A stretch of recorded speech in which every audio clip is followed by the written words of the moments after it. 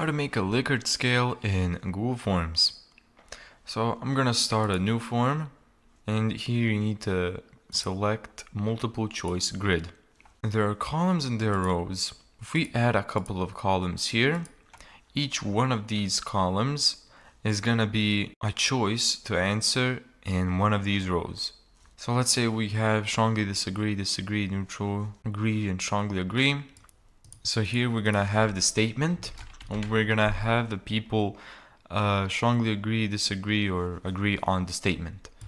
This is a good game. And now let's, I don't know, and here you'll have the games or whatever. So let's publish this. Let's copy, paste, and this is what the people will see. Let's submit. There you go. Thank you so much for watching this video. If you found this tutorial helpful, make sure to give it a thumbs up and subscribe.